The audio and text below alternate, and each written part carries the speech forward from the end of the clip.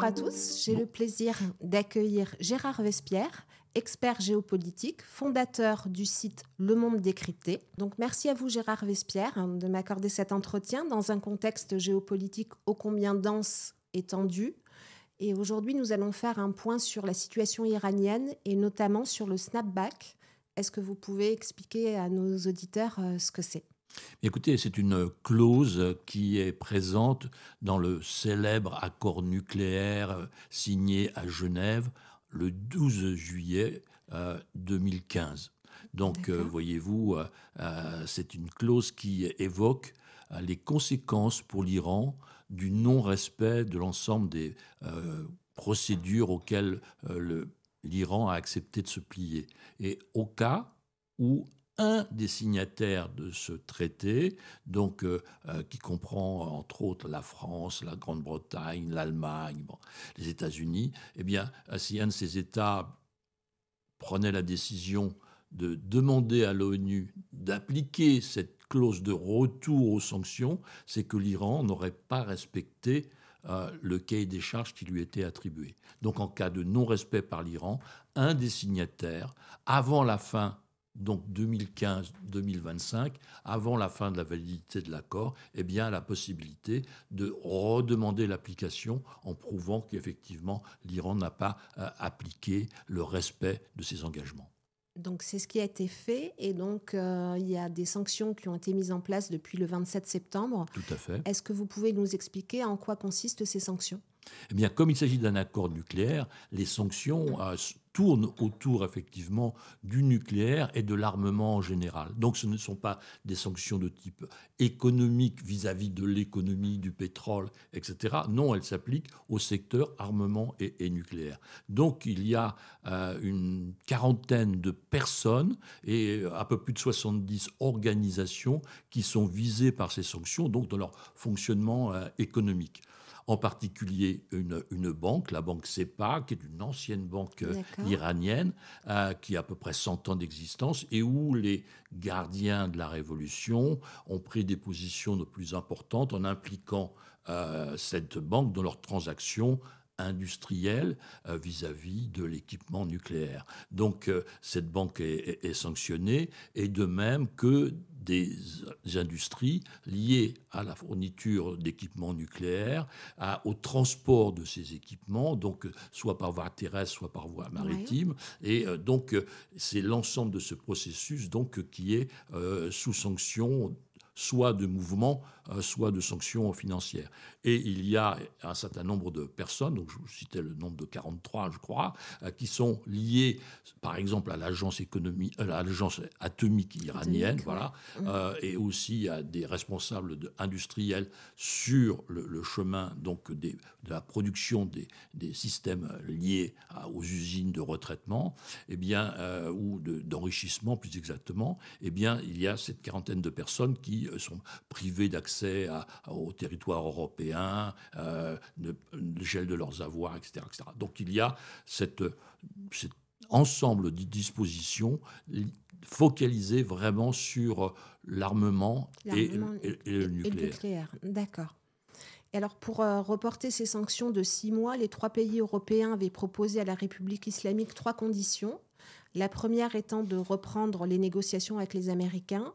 La seconde, d'autoriser l'Agence internationale de l'énergie atomique dont vous avez parlé, d'accéder aux sites sensibles bombardés par les Américains et les Israéliens, à savoir à Natanz, Fordow et Ispahan, et enfin procéder à la neutralisation des stocks d'uranium enrichi.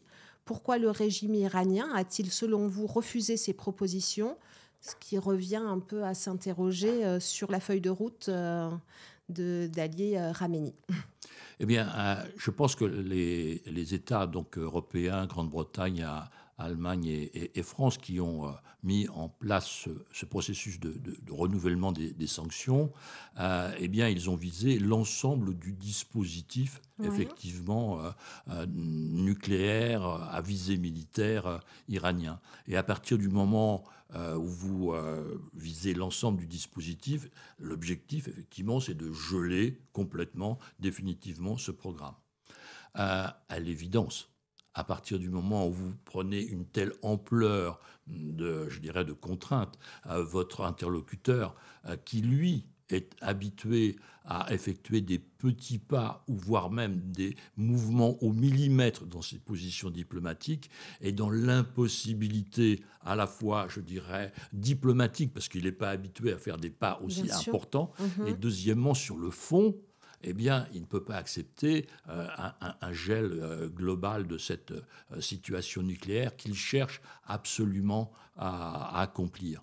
Donc, et en ce qui concerne la feuille de route, la feuille de route iranienne sur le nucléaire, C'est comme sur d'autres axes, c'est la feuille de déroute, peut-être. sans aller jusque-là, elle est invariante. Elle Mhm. est invariante dans la politique extérieure avec les proxys, elle est invariante vis-à-vis de la dureté et de l'importance des gardiens de la Révolution, et elle est invariante par rapport au nucléaire. Euh, la République islamique iranienne est d'inspiration religieuse, Bien sûr. théologique. Donc il y a en théologie une et unique vérité. Et donc, si vous transposez au plan politique, il y a une stratégie à laquelle on ne peut pas dériver. Mhm. On ne peut pas dériver des stratégies fixées. À partir du moment où il y a depuis une vingtaine d'années une recherche d'accession à l'arme nucléaire, eh bien, personne dans le système, dans l'architecture du gouvernement, va décider d'en sortir. Et surtout pas le guide qui est le garant ultime et fondamental de l'organisation politique. Donc, la feuille de route, elle ne pourra pas dévier de ce que le guide et ce que la République islamique, depuis sa naissance, a voulu accomplir, une domination régionale. Deuxièmement, grâce aux gardiens de la Révolution. Troisièmement, dans le cadre d'un accomplissement nucléaire. Donc à partir du moment où vous avez ces trois axes diplomatiques, stratégiques iraniens, il ne faut s'attendre à aucun dérivé parce que vous avez cette volonté, cette structure unique, théologique, Bien religieuse sûr. à la base. Merci. Et donc, d'après l'AIEA, l'Iran dispose d'environ 440 kilos d'uranium enrichi à 60% en stock. Et s'il était enrichi à 90%, il pourrait faire l'équivalent de 8 à 10 bombes nucléaires, selon les experts européens. Donc, sait-on ce qu'est devenu ce stock d'uranium après les bombardements américains pendant la guerre des 12 jours? Alors, je pense que l'on ne sait pas très bien où était le stock avant les bombardements, et je pense que l'on sait un peu moins Encore moins. encore voilà, que ce que ce stock est devenu après les bombardements. Euh, c'est pas forcément l'élément essentiel. L'élément essentiel, c'est que il y a besoin de deux autres ajouts à ce D'accord. stock d'uranium enrichi à 60%. Deuxièmement, il faut le monter à 90. Oui. Troisièmement, il faut créer la bombe, donc l'architecture technologique d'une bombe nucléaire. Et troisièmement, il faut ensuite avoir un vecteur pour l'envoyer vers une cible, soit un avion, soit un missile. Donc voyez-vous, il y a beaucoup d'éléments encore, je dirais, après le stock, son enrichissement ultime, l'architecture d'une bombe et ensuite sa projection. Bon. Donc on est loin du compte. Il faut quand même comprendre, voir avec un petit peu de recul, que cela fait une vingtaine d'années que la République islamique essaye de se doter de l'arme nucléaire.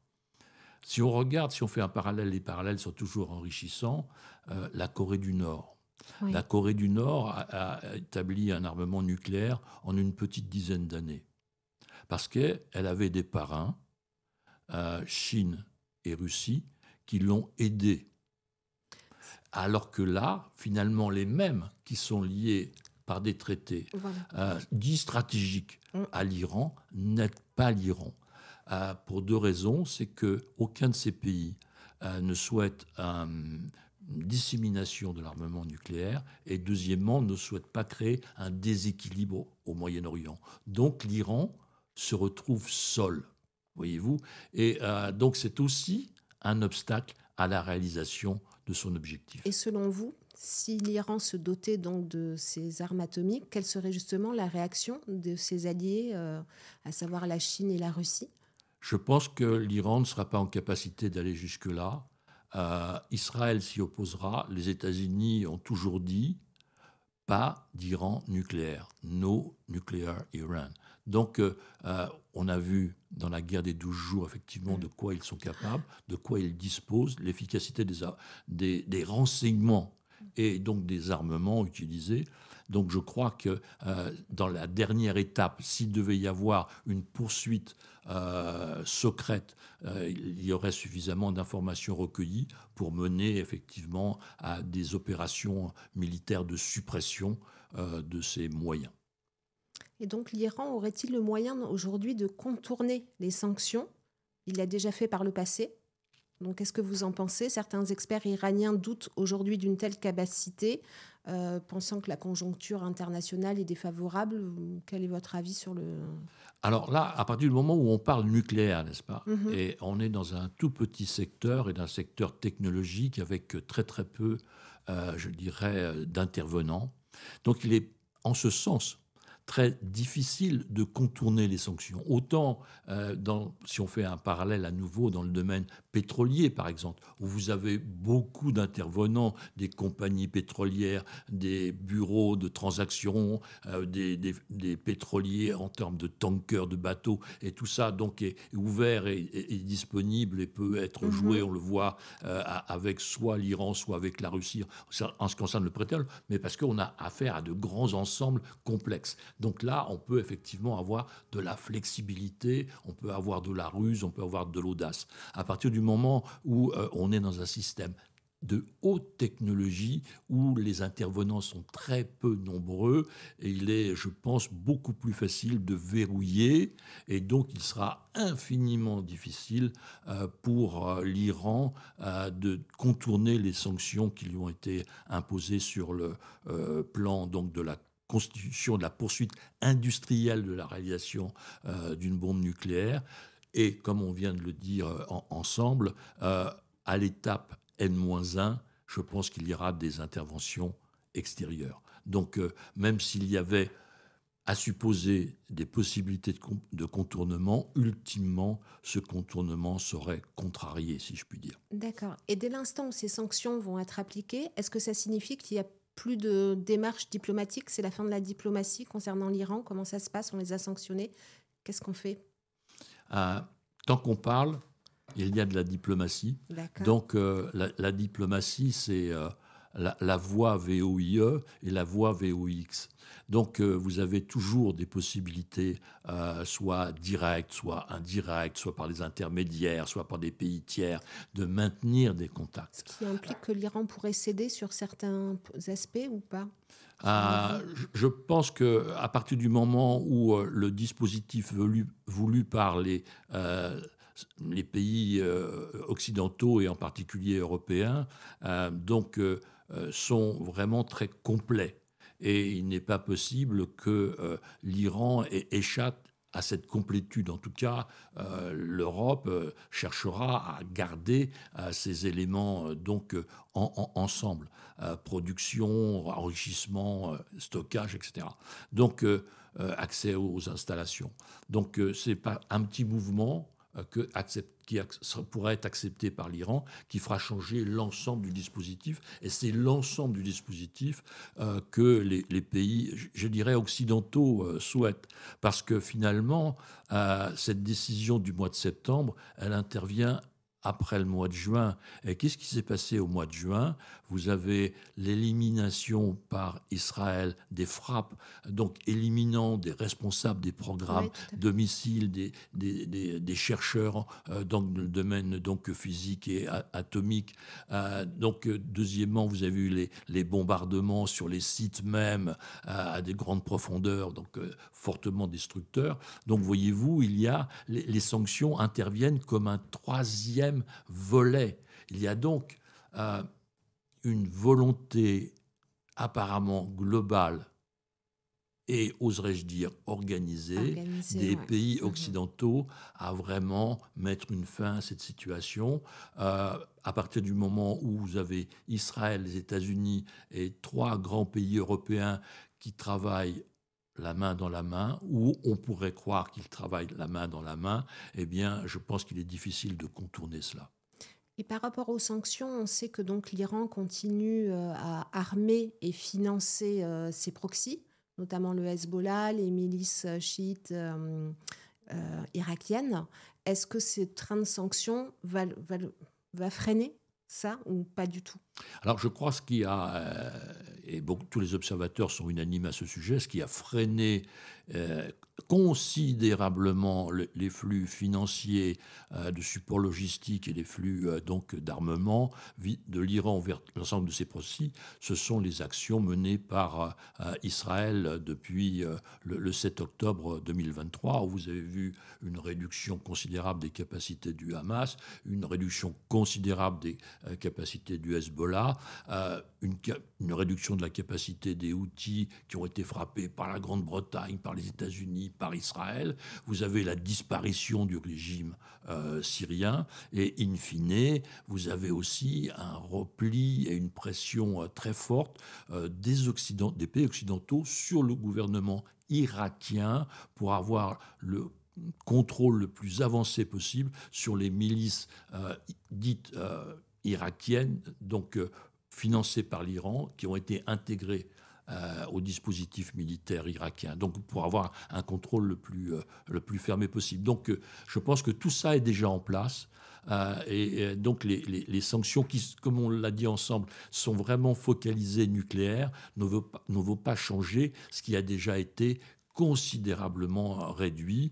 Donc, et in fine, les ressources mêmes de l'Iran sont considérablement réduites. La monnaie est en train de partir en poussière. D'accord. Alors justement, pour conclure, c'est cet aspect économique et au quotidien, quelles vont être les répercussions économiques, sociales à l'intérieur de l'Iran, en fait, pour les Iraniens?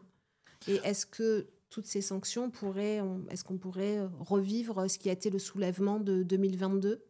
Alors, comme on l'a, je crois, bien souligné, les sanctions qui ont été prises depuis la fin septembre visant le nucléaire ont un champ limité.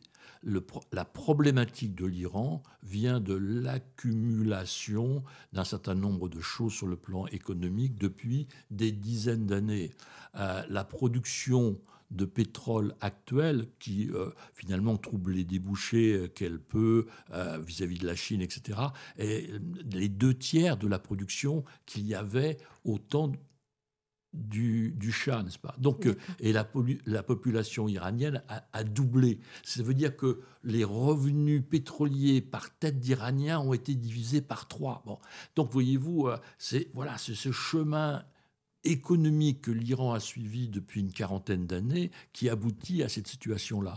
L'inflation est autour de 30 à 40% par an. Le taux de chômage chez les jeunes est à 25. J'évoquais la monnaie. Maintenant, il faut 120 000 tomans pour avoir 1 euro. 1 euro, ouais. Donc, c'est-à-dire 1 200 000 rials, qui est l'unité la plus faible du système monétaire iranien. Donc, il fallait, je crois, 7 tomans il y a 40 ans. Maintenant, il en faut 120 000. Ouais. Donc, voyez-vous, c'est ce que j'appelais la monnaie partant en poussière. Donc l'ensemble de ces contraintes-là, plus les difficultés d'alimentation en eau, plus les difficultés d'alimentation en En électricité, électricité également, ouais. voilà toute cette accumulation qui viennent finalement d'une priorité absolue de la part du régime vers des dépenses extérieures, n'est-ce pas? L'armement nucléaire, c'est pas pour la population, Bien sûr. c'est pour faire peur à l'extérieur. Le fait d'armer tous les proxys, c'est pour l'extérieur. Le fait de doubler l'armée avec les gardiens de la révolution, eh bien, c'est pour agir vis-à-vis d'Israël, etc. C'est pour l'extérieur. Ce qui veut dire qu'il n'y a pas de ressources qui ont été consentis vis-à-vis de l'intérieur du pays, pas d'investissement. Et ça, on retrouve cette vision-là dans une phrase absolument invraisemblable du guide suprême. Je vais vous la citer de mémoire. Je crois qu'elle date de 2019, quand il y a eu les premiers grandes révoltes vis-à-vis des prix de l'essence, etc. Et donc Khamenei, il y a eu le culot, si je puis dire, de dire entre les demandes du peuple et les objectifs de la révolution iranienne, du régime iranien, je choisirais toujours la stratégie du régime. Donc vous pouvez être dans la rue, Bien etc. sûr. Mais Ça ne donc change rien. voilà, ça ne changera rien. Donc le peuple est là pour servir le régime et non pas pour que le régime serve le peuple. Écoutez, c'est une triste conclusion. Je vous remercie infiniment pour cet entretien pour la Fondation d'études du Moyen-Orient. Merci à tous. Merci à vous. Merci.